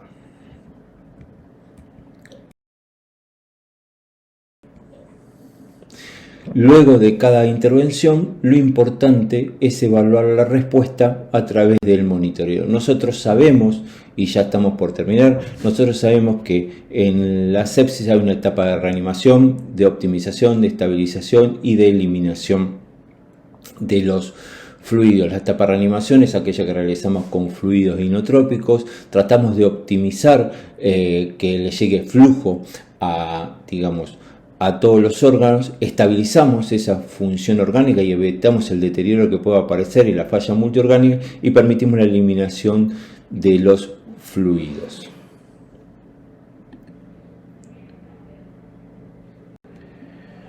Aquí podemos ver en este gráfico publicado por Yujita Ranjit en Lancet en este año, en el 2023, podemos ver que ante diferentes escenarios, como podemos observar con la administración de bolo de fluidos, con la administración de bolo de fluidos inotrópicos como la adrenalina, o la utilización de vasopresores como la noradrenalina o la norepinefrina, una vez que tenemos y que realizamos estas acciones, es necesario evaluar la respuesta de 3 parámetros importantes. Estos parámetros que ella determina son de flujo, de presión y de relleno. De flujo se relaciona a la temperatura de las extremidades, al relleno capilar, a la producción de orina y el lactato y a la depuración del lactato. A nivel de la presión se refiere a la presión arterial sistólica, la presión arterial diastólica, la presión arterial media y la variación de la presión del pulso. Y cuando se refiere más que nada al llenado, está referida a los requerimientos de oxígeno, a la mecánica respiratoria y a ver si hay hepatomegalia o no, de acuerdo a ver si hay si tolera o no tolerar a los líquidos. Ante estos 3 escenarios, nosotros podemos tener que el paciente mejora la perfusión, tiene una presión de pulso que es igual a la que tenía anteriormente o estrecha, no tiene a nivel de llenado ni hepatomegalia ni tiene deterioro de la oxigenación. Bueno, probablemente este paciente pueda requerir un poco más de líquidos, siempre acordándose que tendrían que ser cristaloides balanceados. Puede ocurrir que el paciente no tenga cambios en la perfusión, o que esté peor, que tenga una presión de pulso amplia o una presión diastólica muy baja, que no tenga cambios en la mecánica respiratoria y no requiera requerimiento de oxígeno, y por lo tanto este paciente podría beneficiarse a través de la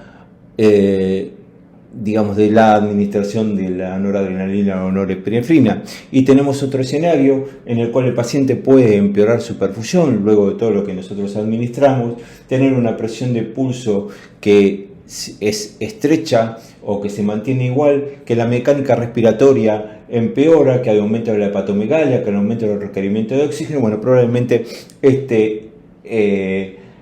individuo se beneficie con la administración de una droga más inotrópica como puede ser la adrenalina. Una vez que aportamos todo esto, volvemos a evaluar los parámetros de flujo, los parámetros de presión y los parámetros de relleno y vamos actuando en consideración a lo que cada paciente va presentando. Resumiendo, lo que nosotros tenemos que es establecer si el paciente tiene shock o no tiene shock, realizar una estrategia individualizada y contextualizada del paciente, es decir, cómo está el paciente y dónde se encuentra el paciente, ver si el paciente tiene hipotensión o no, si tiene hipotensión empezar a tratarlo con líquidos, si no tiene hipotensión pero tiene trastornos de la perfusión, bueno, ver si tenemos unidad de cuidados intensivos o no tenemos unidad de cuidados intensivos, si tenemos unidad de cuidados intensivos podemos aportar líquidos en bolos, si no tenemos unidad de cuidados intensivos podemos aportar líquidos de mantenimiento, ver si responden esos líquidos, si no responden esos líquidos, ver si necesitan más líquido o no, si el paciente tiene pérdidas concurrentes o no, la utilización de drogas vasoactivas lo más rápido posible por vía periférica, la utilización de drogas vasoactivas en forma conjunta con la administración de líquidos permitió observar que hay una más rápida obtención de una presión arterial adecuada para mejorar la perfusión orgánica y disminuye la cantidad de líquidos que uno aporta.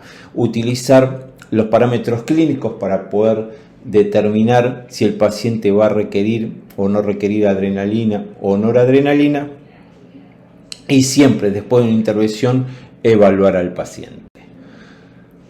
Para que nos queden claros, no hay una sola tipo de sepsis. Las guías del tratamiento de la sepsis y del shock séptico son guías, no es un libro de cocina ni es una receta de cocina en el que hay que seguir en forma estricta.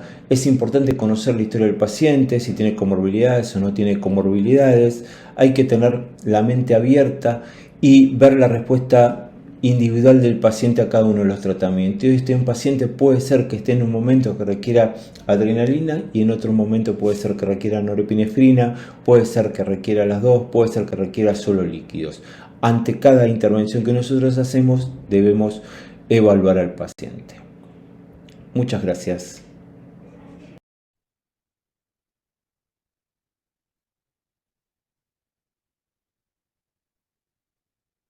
Hola, ¿qué tal? Muy buenos días, tardes o noches para todos aquellos que estén presentes en esta exposición especial del Día Mundial contra la Sepsis. Y bueno, pues tengo el agrado de participar en esta presentación por parte del Comité de Sepsis de la SLACIP. Y pues yo soy el doctor Agustín de Colza, me permito presentar. Voy a hablar de sepsis en antibióticos. Y bueno, yo soy médico infectólogo, soy médico adscrito al Departamento de Infectología Pediátrica y bueno, soy básicamente el elemento que trabaja con los pacientes de terapia intensiva. Soy el infectólogo, microbiólogo de la terapia intensiva del Instituto Nacional de Pediatría y también pues soy investigador del Laboratorio de Microbiología Molecular en la Ciudad de México. Y pues básicamente el tema que me solicitaron fue hablar de antibióticos en sepsis. Es un tema muy extenso, pero bueno, voy a tratar de dar en unos cuantos minutos pues lo más importante. Hay que recordar que hay tres importantes determinantes para la infección. Siempre que tengamos una infección, aquí hablando específicamente de sepsis, tenemos que considerar una, pues el paciente con todas sus características, tanto biológicas, sociodemográficas, el tipo de paciente, sus riesgos en base a las comorbilidades o a intervenciones, demás. Es decir, el paciente se tiene que ver como un todo. Y ese paciente adquiere una infección en determinado lugar, que puede ser obviamente pues el hospital, la comunidad. Hay que ver también para ciertas infecciones época del año, exposiciones, la epidemiología local y regional donde está ese paciente, si viajó a algún lugar. Y finalmente estos dos factores son los que impactan en tener el determinado patógeno, los determinados patógenos. Por eso la microbiología local está marcado pues, por el ambiente, la microbiota que tenga el paciente es pues, por todo lo que el paciente ha recibido antibióticos, hospitalizaciones, intervenciones, colonizaciones previas. Y algo muy importante pues es ver el tipo de microorganismo de los que estamos hablando, sus patrones de resistencia, su virulencia e incluso su clonalidad. Hay que recordar que cuando abordamos un paciente pediátrico infectado, ¿sí? con sospecha de sepsis, precisamente estos dos factores de paciente-ambiente, pues nos permiten diferenciar si hay un foco infeccioso. Eso nos ayudaría bastante porque dependiendo del foco o el sitio de infección nos ayuda un poquito a determinar la etiología. Si el paciente no tiene foco infeccioso, y esto va a depender si es un paciente neonato, un paciente inmunocomprometido, un paciente, por ejemplo, con cáncer, que tienden más a no tener una focalización de la infección, es el análisis inicial que se hace, pues como siempre, un adecuado interrogatorio, una muy buena exploración física, tomar los cultivos correspondientes, no voy a extender aquí, pruebas microbiológicas, pruebas biomarcadores, y siempre, pues la sepsis siempre se tiene que manejar de manera empírica.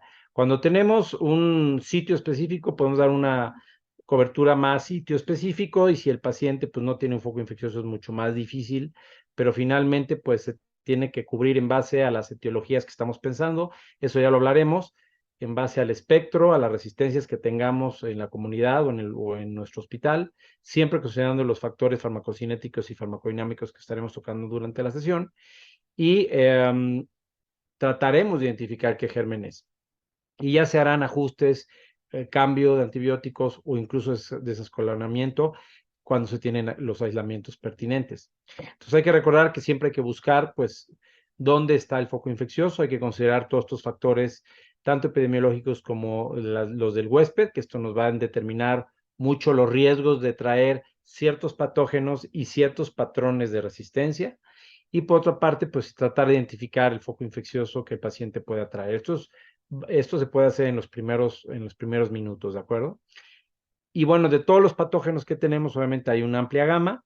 Cada centro, cada hospital tiene una epidemiología local, regional distinta.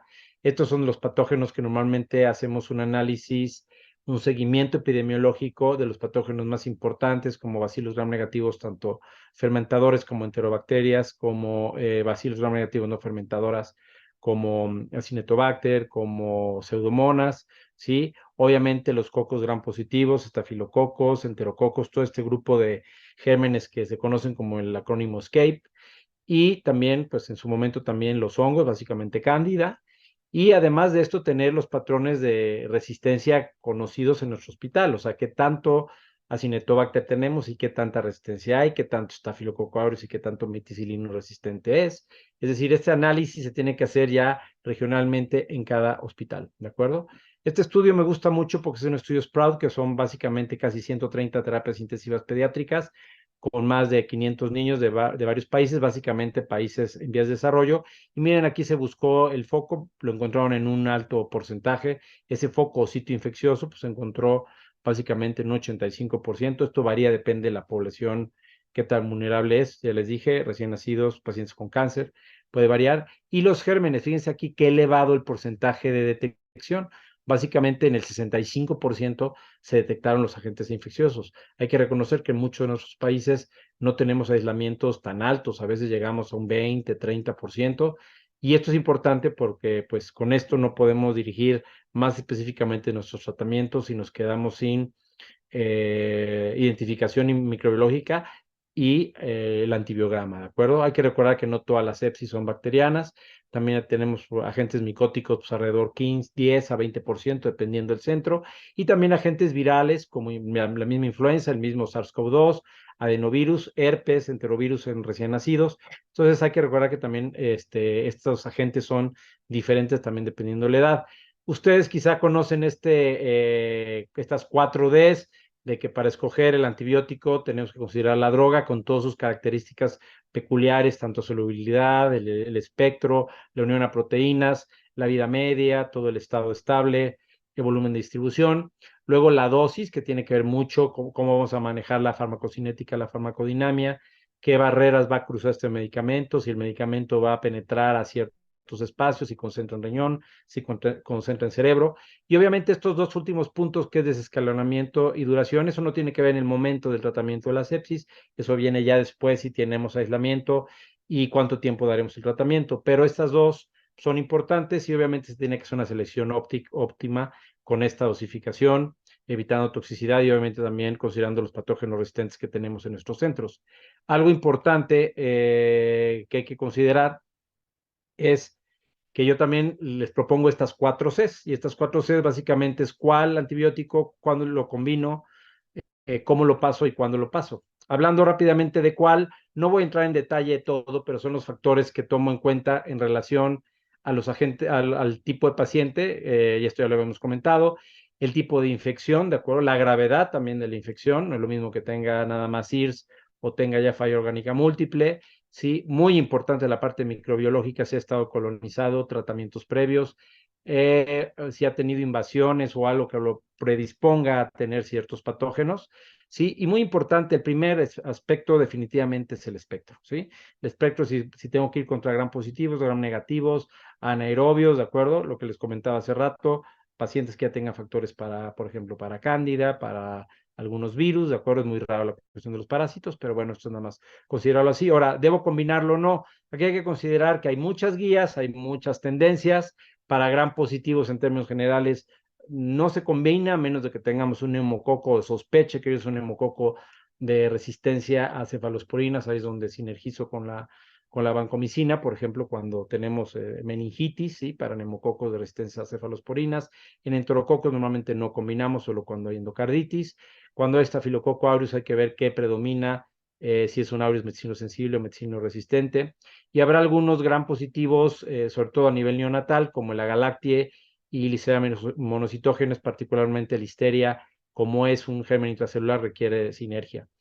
Y hablando de gram negativos, la plática no nos da para esto, realmente esto es para unas 2 horas, pero va a depender del patrón de resistencia que predomine en tu hospital, qué tanta beta-lactamasa espectro extendido tienes, si tienes patrones de AMC, por ejemplo, con Enterobacter, que los Enterobacter tienen estos patrones de resistencia, o si ya tienes qué tanta enterobacteria resistente a carbapenémicos, y ahí va a depender pues mucho de las concentraciones inhibitorias mínimas, va a depender mucho de las carbapenemasas que tienen esas enterobacterias, porque por ejemplo si tienen KPCs o tienen OXA48, esas se pueden tratar perfectamente bien con combinaciones como Ceftazepta, Avibactam, pero si ya tenemos por ejemplo metal o beta lactamasas, que esto en México por ejemplo es la carbapenemasa más frecuente, bueno, pues necesitamos por ejemplo pues utilizar Astronam, por lo menos en nuestro país no lo tenemos, pero donde se tiene se necesita esta combinación. Entonces, todo va a depender de la microbiología que tengas en tu hospital.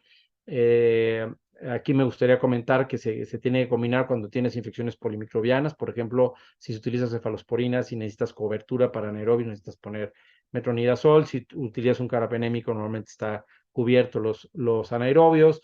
Hay infecciones que son monomicrobianas, pero en su momento no sabemos si es uno o es otro, o es un gram positivo o es un gram negativo, o situaciones en donde tenemos gérmenes resistentes y ponemos o un antibiótico le sirve o el otro, no tanto para sinergia, sino para si no le doy con uno, le doy con otro, y ya cuando yo detecto, pues ya desescalo.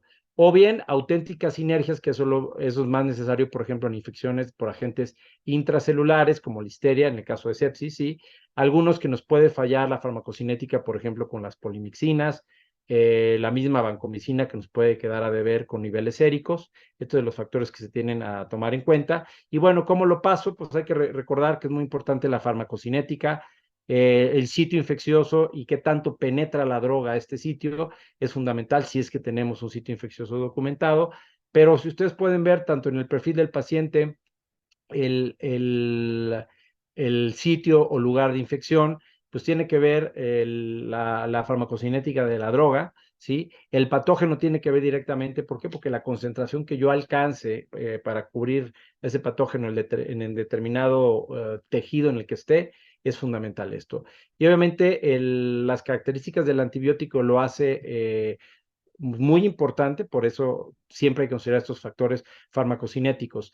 Clásicamente sabemos que hay drogas que son concentración dependiente, hay drogas que son tiempo dependientes, como son todos los beta-lactámicos.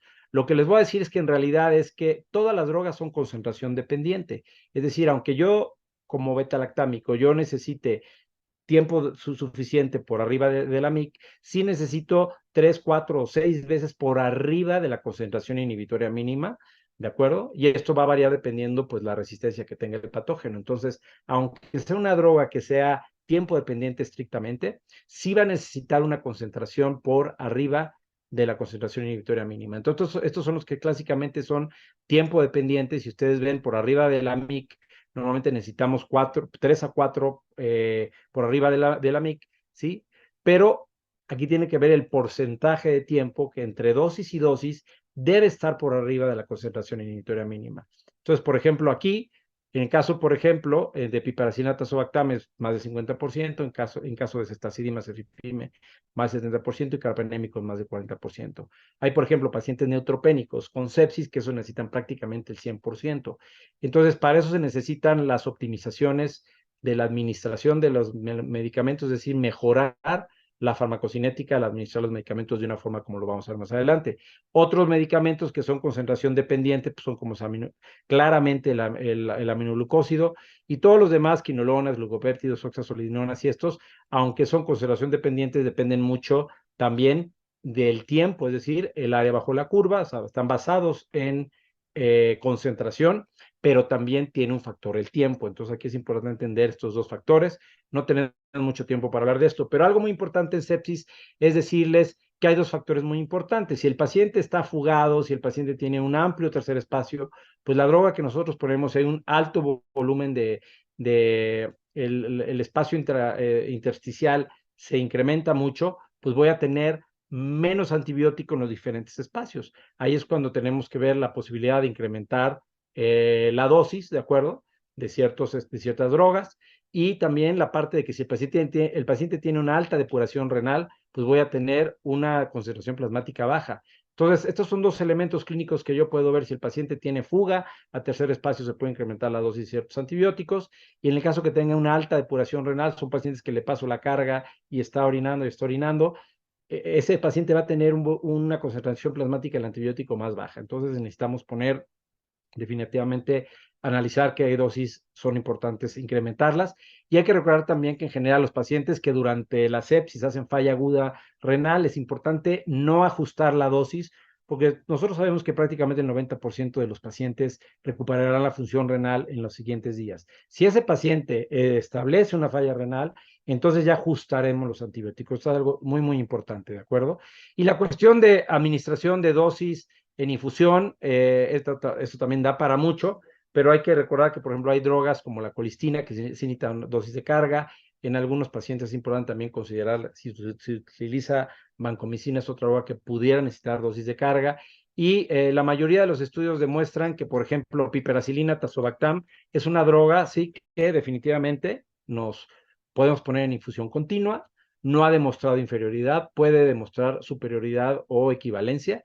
Igual pasa con el meropenem. Entonces, estas dos drogas sí han demostrado que puede haber cierta ventaja al pasarlas en infusión prolongada, en el caso del meropenem o en infusión extendida, que básicamente son para 3 horas, y en piperacilina tazobactam también una infusión continua, ¿no? Para cada 6 horas. Y esto es con la intención de mejorar la farmacodinámica. Es importante, esto acaba de salir apenas hace unas par de semanas, y es un consenso, es para adultos. Hay algunas recomendaciones para niños como tal, no hay demasiados estudios todavía, no dicen que se puede utilizar o que no se puede utilizar. En adultos, particularmente las infusiones prolongadas y extendidas, sí las recomiendan, no se demuestra inferioridad y se puede ver superioridad o equivalencia. Para niños, los poquitos estudios que hay demuestran también lo mismo, de acuerdo, aunque estas guías, que es para muchas asociaciones, demuestran que pudiera ser utilidad, no hay una recomendación específica en pediatría, pero esto pues, prácticamente acaba de salir. Y bueno, pues muchas de las drogas, incluso las nuevas, como ceftriaxone, ya por ejemplo, incluso están recomendadas para una infusión prolongada de 3 horas. ¿Cuándo lo debo de poner? Bueno, hay que recordar que la sepsis es un proceso progresivo que nos va a llevar finalmente a falla orgánica múltiple. Los estudios característicos inicial de Kumar pues demostraba, si ustedes lo recuerdan, que cada hora que el paciente estaba chocado, pues la mortalidad incrementaba prácticamente un 8%. Esto fue lo que detonó este concepto de hora dorada, de empezar rápidamente el antibiótico, que está muy bien este concepto, de acuerdo, para dar esta dorada, para dar un esquema temprano, pero no solo un esquema temprano, sino tiene que ser un esquema adecuado contra el espectro que necesito y las resistencias que necesito, y también la dosis adecuada, considerando los conceptos que les decía de la farmacocinética. ¿sí? Conseguir buenos niveles terapéuticos. Y la otra, que sea temprano, pero que también sea potente, ¿de acuerdo? O sea, que haya un efecto bactericida, optimizar la farmacocinética y obviamente combinar en los casos que ya les comentaba. Entonces, esta cuestión de la hora dorada desde hace mucho tiempo se viene incluso mencionando, si ustedes recuerdan las guías de empezar tempranamente, incluso en los primeros minutos, decían poner antibióticos, ¿no? Y luego nos decían, bueno, vamos a poner antibióticos también tempranamente, y decían, bueno, en la primera hora, pero un amplio espectro. Ahí ya cambió un poquito ya para el 2017, para estas guías. Ya de lo más reciente, el 2020, esta campaña de la sepsis que nos decía de estas 5 recomendaciones, unas de ellas eran, decía, bueno, finalmente si hay sepsis, puede ser hasta dentro de las primeras 3 horas, si hay choque en la primera hora es algo que se sigue manteniendo. Esto nos da tiempo de hacer un análisis más detallado del paciente, conocer todos los factores que hablé en las primeras diapositivas. Y bueno, sí me gustaría decirles que, bueno, este cuándo y cuál, que ya están más o menos tocados, yo veo que también en muchos centros esta hora dorada acaba siendo la psicosis de la hora dorada, y a veces por un esquema temprano y por un cumplir con un reglamento y cumplir con una hoja de registro, podemos también poner un antibiótico, puede ser la hora dorada, pero con cubeta de cobre, ¿no? Así yo lo menciono. Entonces, es importante que sí, tiene que ser lo más pronto posible, pero los mismos estudios de adultos, donde hay mayor número de pacientes incluidos en los estudios, no tengo tiempo para hablar de todo esto, pero bueno, esto prácticamente pronto en una publicación hay un análisis de todo lo que se hizo en esto. Pero hablando específicamente de pediatría, vean cómo aquí nada más les demuestro, no son series tan grandes, pero vean cómo hay grupos que incluso el OR, hablando de mortalidad, básicamente la mortalidad era mayor en los pacientes que utilizaban en la primera hora. Eso no quiere decir que si yo pongo el antibiótico en primera hora se van a morir más. No, definitivamente no. Aquí el mensaje es claro, sí tengo que empezar lo más pronto posible. Si hay choque, todavía hay mucho más urgencia, ¿de acuerdo? Si solo es sepsis, puedo esperar. Bueno, ¿y qué hago en esas 3 horas? No quiere decir que yo me vaya a tomar un café y me espere 3 horas para poner el antibiótico, pero me da tiempo a explorar bien al paciente, conocer el expediente, conocer colonizaciones, quizá esperar una PCR, tomar bien los cultivos, una procalcitonina. Es decir, esas 3 horas no es para que uno pierda el tiempo, pero si hay estudios que demuestran que pasar rápidamente el antibiótico sin un análisis bien consensado, esto nos puede traer incluso pues mayor mortalidad, como reportan algunos estudios. Aquí les demuestro uno de ellos, por ejemplo, aquí en menos de una hora la mortalidad estuvo en 8.3%, aquí 6.5%, y obviamente ya cuando nos pasamos de más de 3 horas, obviamente la mortalidad sí se desata mucho más, ¿de acuerdo? Sí, esta serie, por ejemplo, es pequeña, pero esto es muy parecido en lo que está reportado en pediatría. Entonces, el concepto es sí empezar temprano, ¿de acuerdo? Aquí les menciono, esto también está en vías de el manuscrito, en donde yo pongo todo los factores que afectan estos resultados. No podemos equipararlos todos porque hay mucha heterogeneidad en términos del tipo de paciente, el tipo de infección, el tipo de agente que ese paciente traía, la intervención, desde cuándo midieron, ¿sí? El tiempo cero, cuando empezó el análisis, en cuánto tiempo se analizó, desde que llegó a choque, desde que se pasó el medicamento, y también qué antibiótico y cómo, cuándo y cómo se pasó, como lo acabamos de mencionar. Dos factores farmacocinéticos nos pueden afectar la respuesta. Pero entonces, la administración temprana es fundamental, solo que tiene que estar bien pensado, ¿de acuerdo? Y esta parte que es del consenso, que apenas acaba de ser publicado, de gente muy reconocida en Latinoamérica, no lo voy a mencionar porque todo el mundo lo conoce. A mí me pareció muy buena guía. Hay algunos detallitos que quizá tendríamos que ajustar, pero obviamente es los antibióticos en la primera hora si hay choque, los antibióticos en las 3 primeras horas si hay sepsis, se nos da tiempo a analizar mejor, sí, tomar los hemocultivos, centrales periféricos y otros. El antibiótico debe ser por amplio espectro, y aquí me pareció muy interesante que estos autores incluyen las concentraciones, y aquí hablamos específicamente de farmacocinética, ¿de acuerdo? Y bueno, que el análisis se hace en base a este punto 9.5, es lo que les hablaba de paciente, epidemiología y todo lo que habíamos comentado, los agentes más frecuentes que tengas en tu centro, y obviamente dependiendo los patrones de resistencia, la consideración de hongos en ciertos pacientes, siempre desescalar si tenemos la etiología y la cuestión de, en ciertos patógenos es necesario quitar el catéter, ¿de acuerdo? Entonces, pues estas son mis conclusiones, que sabemos que esto es finalmente un proceso continuo. Entre más tiempo va a pasar, pues obviamente hay más daño orgánico. Sabemos que los dos pilares es este manejo cardiorrespiratorio, metabólico del paciente, pero también un esquema antimicrobiano adecuado que sí se debe pasar lo más pronto posible. La hora dorada es válida, pero no caer en esta psicosis de hora dorada, y empezar lo más temprano, pero siempre bien evaluado. Y sabemos que hay muchos factores que influyen en esta eficacia, considerar estas 4 Cs de las que traté de hablar rápidamente, y bueno, pues la optimización de la farmacocinética con las infusiones, con la alcanzar concentraciones adecuadas en los tejidos es fundamental.